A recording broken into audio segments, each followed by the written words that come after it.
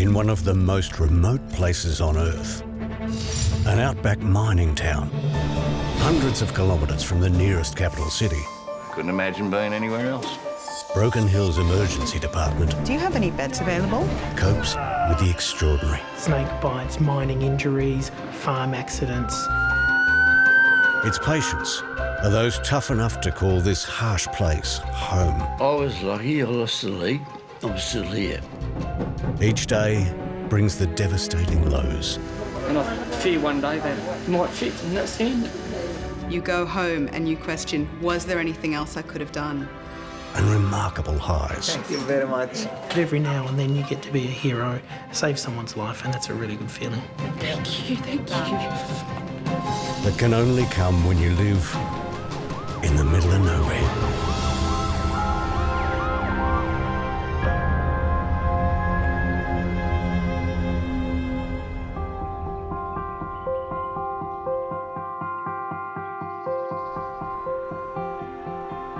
One of the great things about Broken Hill are the people.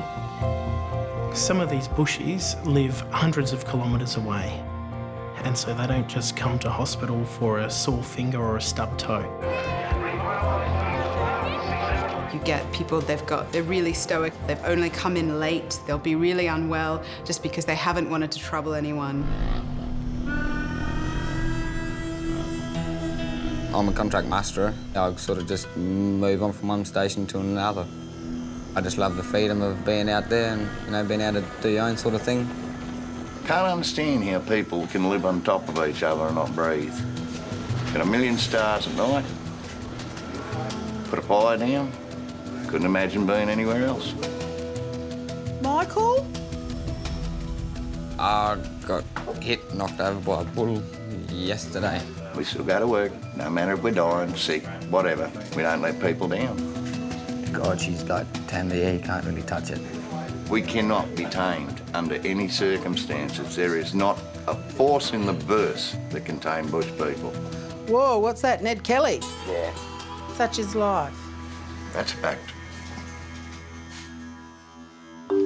I heard the story that you fell from a bull. Yeah, bull stepped on top of me. Quite an experience. Yeah, it chased me, whatever, like up me, hit me, and then pushed me on the ground. Yep. And then he, with his foot, Yeah. he stamped on my calf muscle. Okay. Yeah. So there was like immediate pain. Yeah. Well, show it to me. Right. So the pain has shifted, or the pain is in the same location, or is Yeah, it? in the same location. Okay. It's all just... And it's all very, very swollen. Yeah. So this is very painful, right? It actually feels quite warm. So what do you do on bulls? I was working in the yards. Yeah. Cut his nuts out, cut his horns off, give him an ear mark, ear tag, let My him out the God. crush. Okay. He ran out. I shut the crush, went to go get the next one. And as I turned around, he'd come straight back for me and, yeah, just hit me. Well, no wonder that the bull was pissed off. I mean, you did something to him, right? I can totally understand He that. still come out second best anyway. Okay. So my concern is that the calf is very swollen and it's very tender, and chances are that there is a bleeding inside of the muscle. And if you don't release that, then that can give you enormous problems. What I will do is I will organize a CT scan, and then the surgeon will come and he will have a look. And if it is so, then he needs to put his knife in it and make a cut and release the pressure. Yep. Okay. Cool. No worries, sounds good. Okay, that's fantastic. I've broke my back twice a couple of years ago. Put numerous foot pegs through my knees and shins and everything, so yeah, it's a regular occurrence, really. The first time I was running goats up at Peak Hill Station and, yeah, come off the bike and did 2 front flips and then landed on my neck. So, yeah, that was 6 months off work, I think it was, and yeah, I ended up going back to work after about 5 months or something and fell through a skylight in a shearing shed roof. That was another 6 months again after that.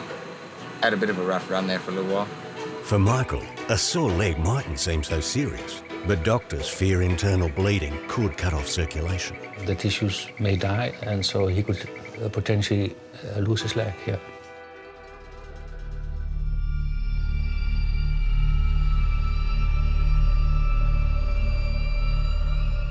Working in Broken Hill can be a bit nerve-wracking, to be honest. You can get some emergency situations that you would deal with in a different way if you had all the resources of a big hospital, and you just kind of have to make do while you're here, which is a bit different. Emergency can be an adrenaline rush. It's volatile, it's unpredictable, and that can be quite a buzz.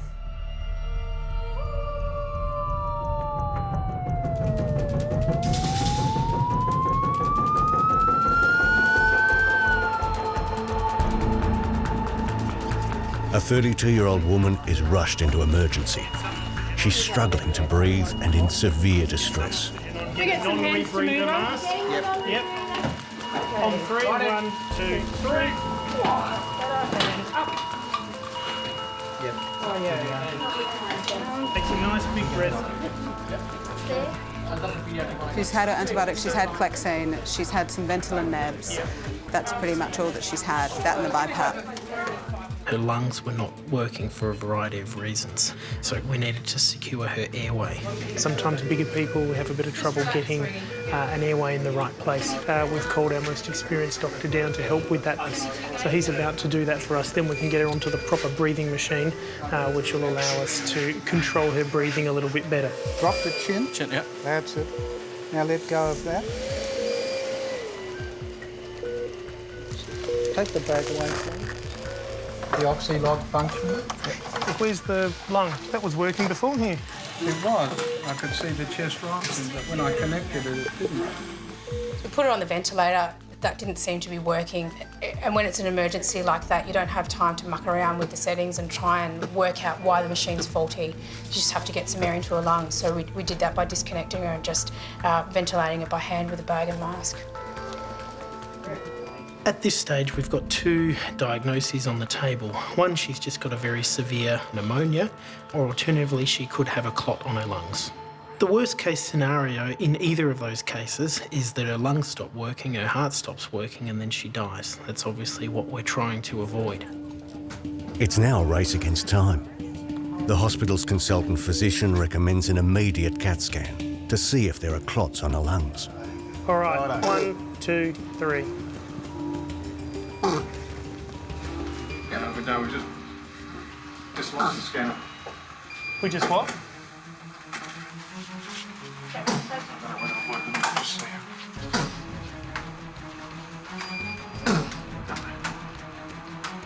Oh, guys. What? I have to shut it down. This is the only CAT scanner for 400 kilometres. The next closest one is Mildura. When you put all of those things together, a broken scanner, a ventilator that wasn't working for us, and the need to have to hand ventilate her, those 3 things really did take its toll on our relatively small department. She was constantly deteriorating, and we had to keep her alive.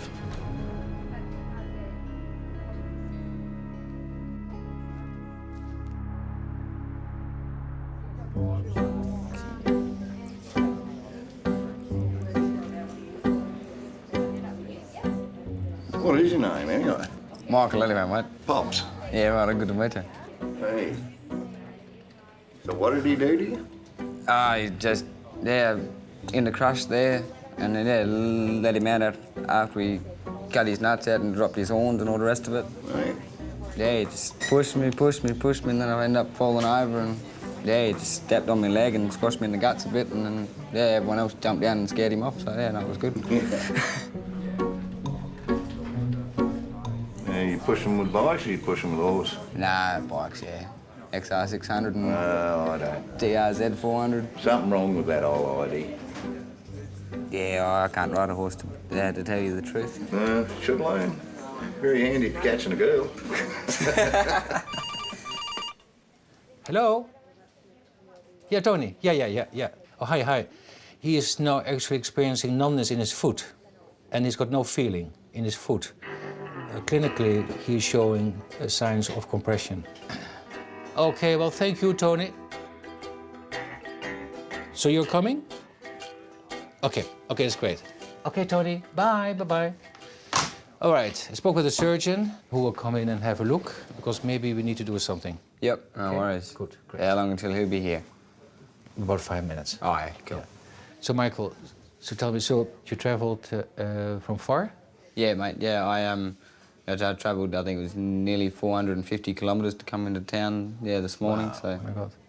Did you drive the car yourself? Yeah. Yeah. I had to use my other foot, though, on the accelerator, like my left foot, because of, I couldn't do it with my right foot. I couldn't put enough pressure on there to go anywhere. You're pretty amazing. Oh, you just got to do what you got to do, eh? Yeah. Oh, hopefully I'll get this sorted, whatever needs to happen, whether it be that little bit of surgery or whatever, and then, hopefully get home. So, I've got a 50th birthday to get to there if I can make it, so we'll see how that goes. Hey, Mike. So this is the surgeon. Hi, Mike. How are you? Okay. And how's your leg now?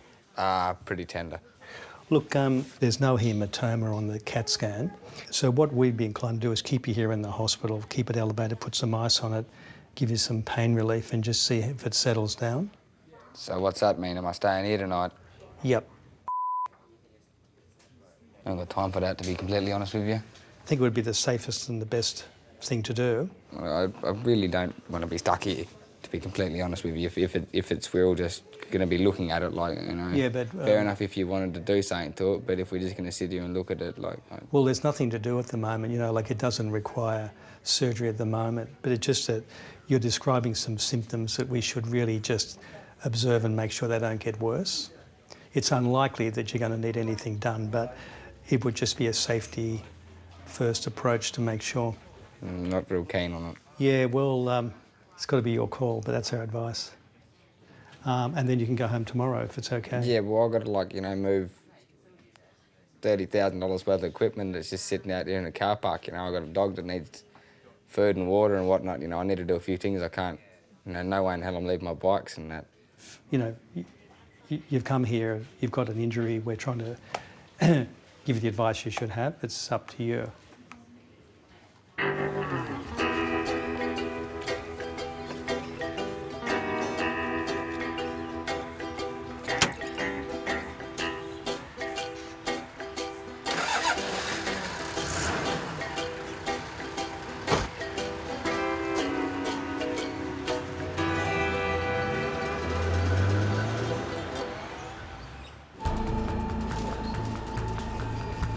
A patient needs an urgent CT scan to find the cause of life-threatening breathing problems. The delay here at the moment is as we were transferring her across onto the CAT scanner, the bed broke in some way, and so the machine has had to be reset. I'm not sure how old our scanner is. I know it's certainly not as whiz-bang as some of the scanners they have in the city, that's for sure. But again, a lot of hospitals have other options. They can diagnose things another way. For nearly an hour, they've struggled to repair the scanner, while doctors take turns ventilating the patient. Because she was so fragile and needed so much assistance with her breathing, we're not able to manage people that are that sick here. So while we were stuck there in the scanner, we decided to start making all the phone calls that we knew we'd have to make anyway. One of those involved finding a bed for her in Adelaide. Hi, Ravi. My name's Katie. I'm out in the ED in Broken Hill. I was just wondering, do you have any beds available in your ICU? If you look at the map up here, we've got Broken Hill here, Adelaide here, and Sydney's all the way over there. So the money comes from here, the patients go to there.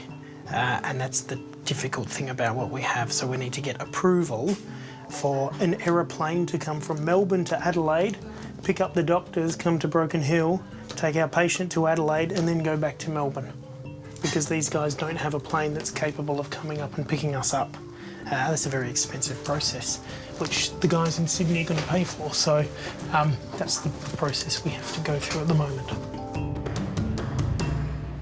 90 minutes after breaking down, the CT scanner is finally back online. The CT has excluded any possibility of a clot as part of the diagnosis here. Once we realised that she didn't have any clots and we were dealing with a lower respiratory tract infection, we realised there wasn't too much more we could do for her here. Later that night, the woman is flown to Adelaide for specialist treatment.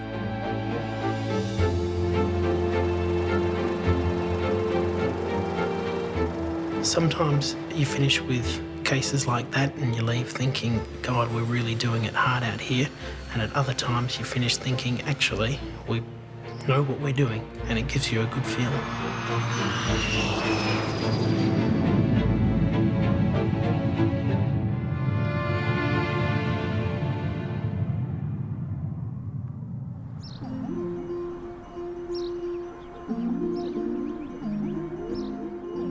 I must have dozed off, and next minute there's a nurse shaking my arm.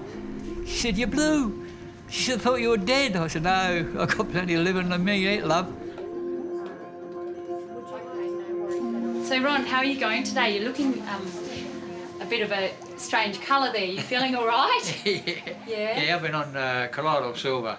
Right. I take about a teaspoon a couple of times a week. Right. And there's what we call a second immune system. Oh, right. There's about another 150 odd or more viruses that doctors don't know, but this will cure you.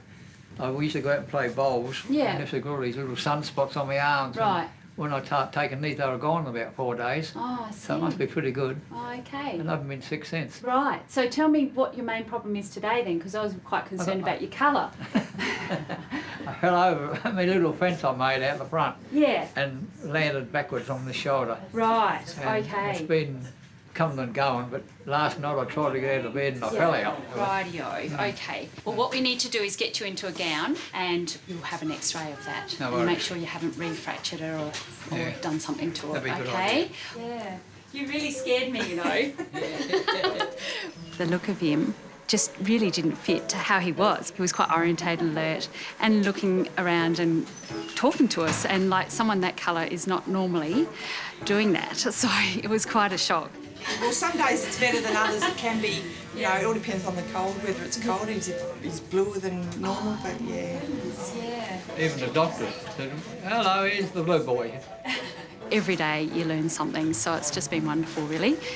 I understand you've been on the silver tablets, is that right? No, it's a silver. It's dissolved in water. So how do you take... So it's a powder, you mix it up with water? No, it's with silver rods. Silver rods. Silver rods. And they put it in water and add electricity, and it stimulates Goes the silver across to go one through the another. water. Right. Melts the silver down Okay. in I've very not heard of that. very small particles. And that's just for general all-round health and to kind of keep the doctor away? Yes, sir. Some people eat apples. I come up here to get a job on the mine, to get a few dollars and go back and open up a business in Adelaide. It never eventuated. You know, some little girl stuck her head around the corner and that was the end of it. She was quite a good dancer, and we ended up teaching dancing for nearly 30 years. We had 2 girls, all picking on me all the time, making sure I'm well. So as soon as I get sick, they do the panic and I don't. It's fractured, but that dark spot in the middle shouldn't look like that.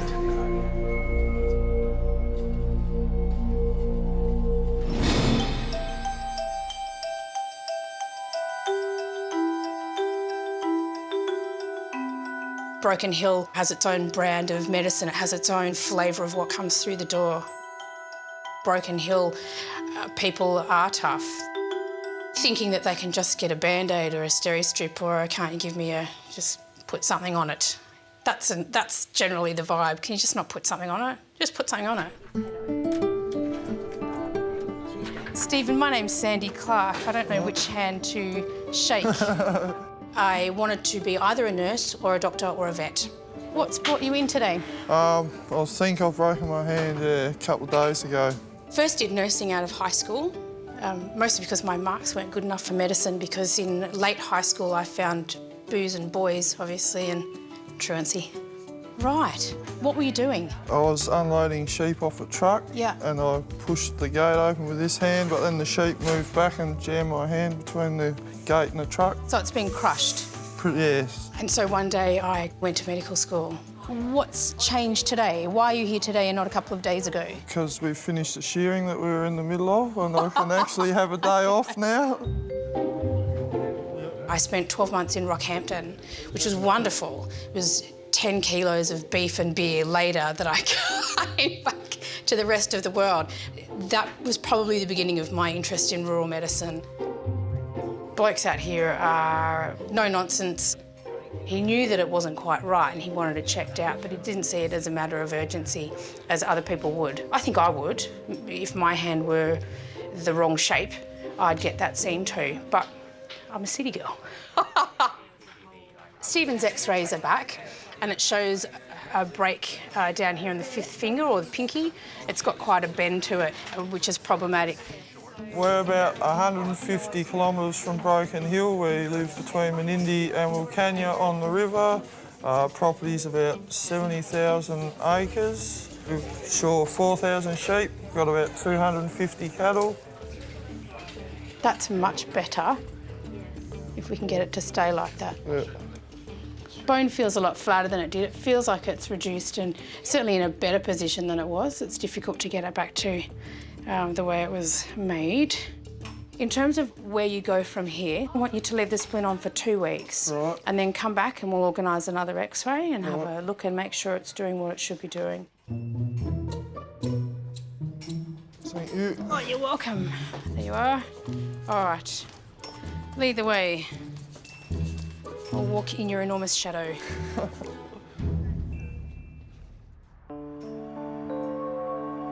He's an older bushie who worked on the mines. He looks like an old Smurf, Grandpa Smurf, I'd say. And for about the last 10 years, he's been taking sort of self-prescribed this, what he describes as some weird medicinal prophylactic silver concoction that he makes up. So he's got this sort of blue discoloration to his skin. Not that silver therapy, he'd call it, not toxicity. I think you can understand why doctors don't like you to take it, because you don't get sick on it. And it's taking money out of their little pocket and so forth. So the reason you're still here, we've had an x-ray. The x-ray shows that you do have a fracture there of your arm. But it's actually a really interesting fracture. It's not a very good kind of fracture. It's what we call a pathological fracture. And what that means is that it's due to probably what looks to be a bone cancer. Oh, really? Yeah. So bone cancers can either be, they can arise in a bone or they can spread from somewhere else. Usually they spread from somewhere else, so you sort of get, I don't know, nose cancer, skin cancer, thyroid cancer, and then as you're probably aware, they can spread to other parts of your body. Often when that happens into a bone, the bone becomes weak and it's very easy for it to break. I suspect what's happened is you may have had a few niggles of pain there as this thing has been growing over the last few weeks, and then this morning you've given it another knock and it's actually fractured, and so now it's a lot more painful. It's prompted you to come up here. At this stage, it's still too early to know whether silver, which is a heavy metal, is in any way related to this. What we'll do is we'll do a raft of blood tests. Some of them we can get done here in Broken Hill, some of them we need to send away just to see if there's anything that can point us towards one particular part of your body where we should be looking. We'll also do a CAT scan. But again, I think we're pretty quickly going to exhaust whatever we can do here in Broken Hill, I would say. All right.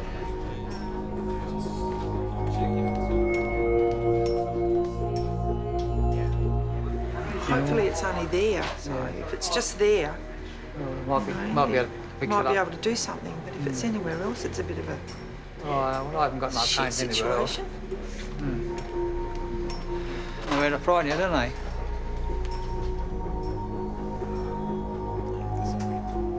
I don't know, it hasn't sunk in yet, I don't think. I thought that when I first saw it, it was just a muscle, but that bone cancer doesn't sound too bright, I don't think.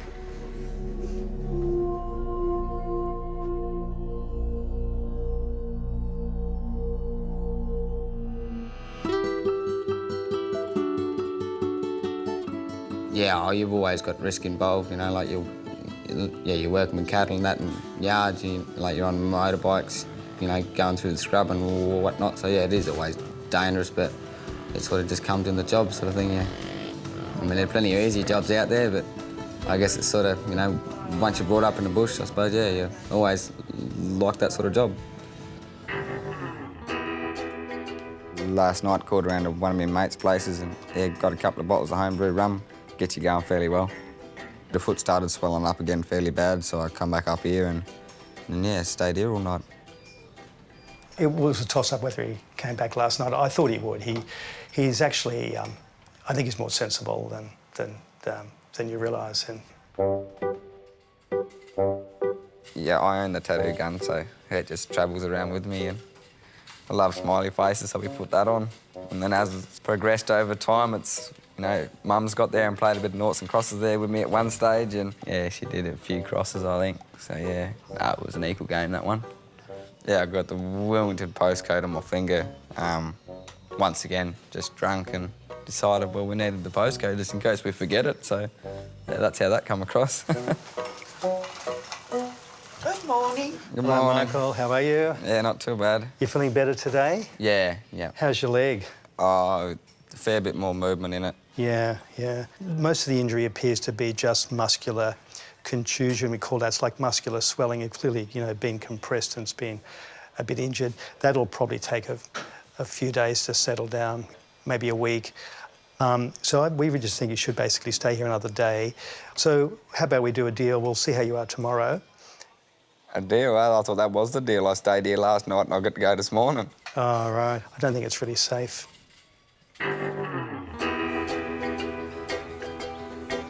Yeah, you got to be pretty much almost on your deathbed or whatever, or fairly hurt to come into hospital. It's a big commitment if you got 2 days driving, as well as if, you know, you get stuck in here for a day or two, so there goes 4 days work straight out the window like that. Plus it costs you $200 or $300 worth in diesel to drive down, you know.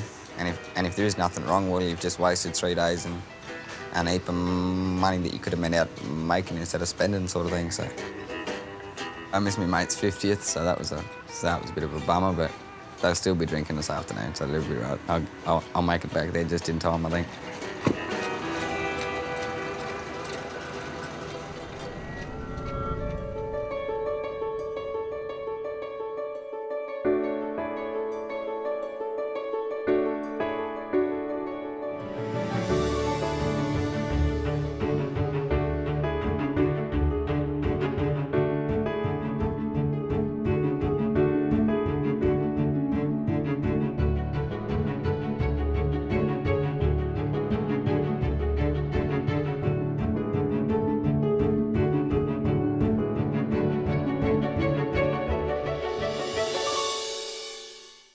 Next time on Outback ER, a grey nomad's adventure takes a horrifying turn. Vincent's left with more than a red face after a kitchen cock-up. He poured hot water on his genital. A mother lashes out to protect her children. I just hit back. I obviously don't know how to punch very good because I broke my hand doing it. She was really trying to do some damage. And doctors leave the bedside. We try and give them an experience that they can't get elsewhere. To go trackside.